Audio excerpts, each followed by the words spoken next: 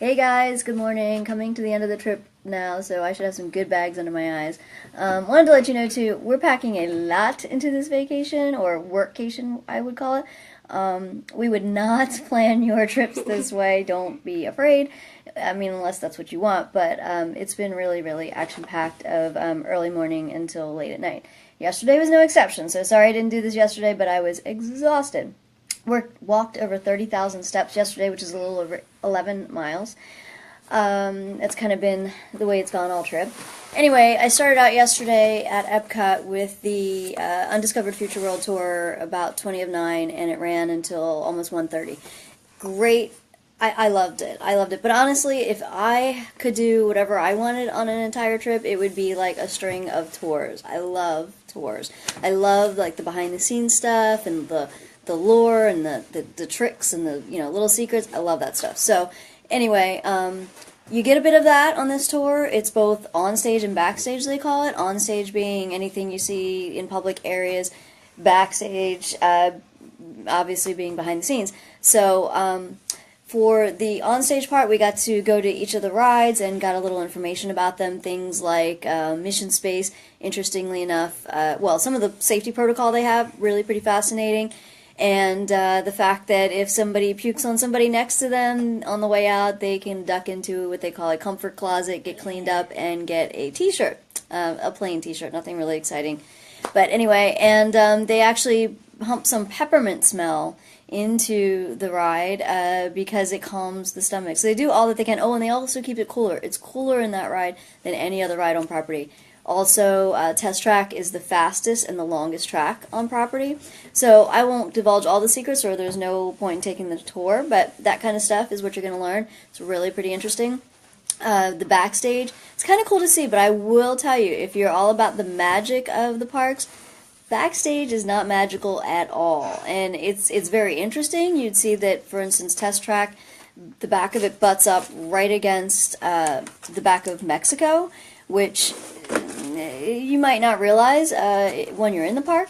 But you're going to see the trash cans, you're going to see the cast members on cell phones and potentially smoking cigarettes and things like that. It's truly behind the scenes. We got to see costumes, the costuming area. We got to see the just an amazing array of lockers. And sorry about the pop-ups here. The fidgety one here is all over the place.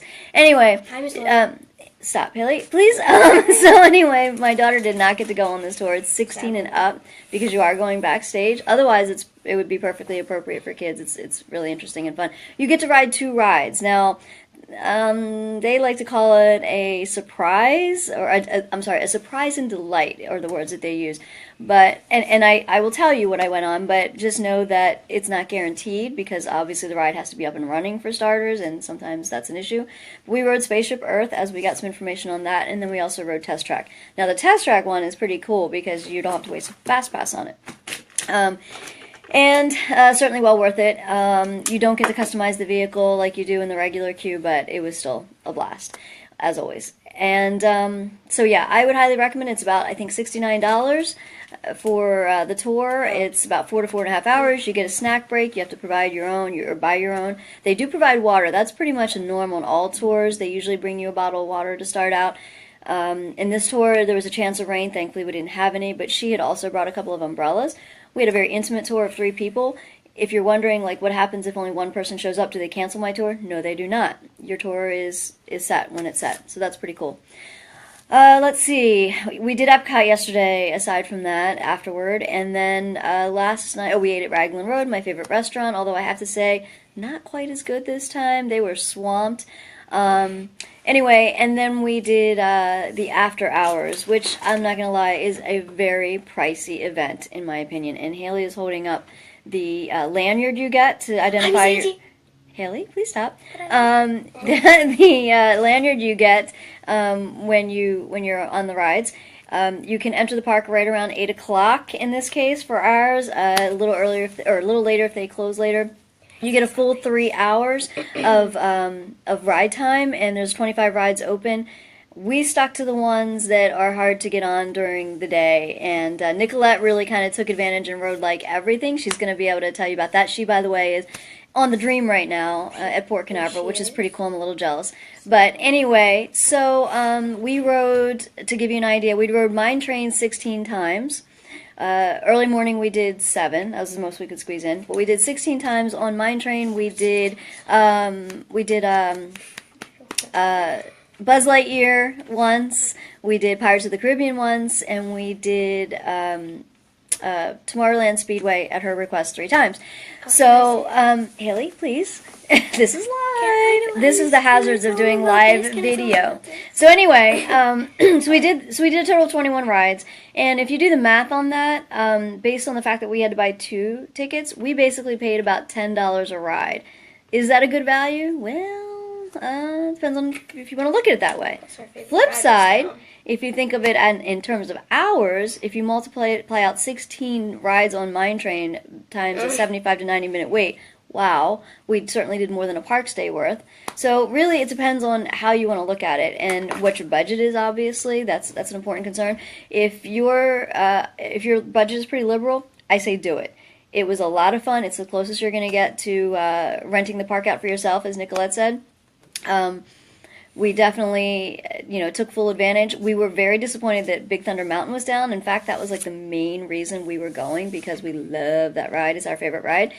We didn't get to ride it at all, but they had technical difficulties, but we did get to ride Mine Train. So we also got to have free popcorn, water, and ice cream bars. You can also get the ice cream sandwiches.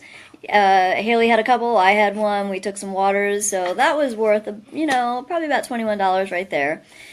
You could eat yourself silly, I guess, but I wouldn't recommend it. So that was pretty much the after hours in a nutshell. Very empty park. We're going to post some pictures of from our day yesterday. Only the other thing I forgot to mention, going back to the tour, we did get a, Haley, where's the pin? You do get a souvenir pin.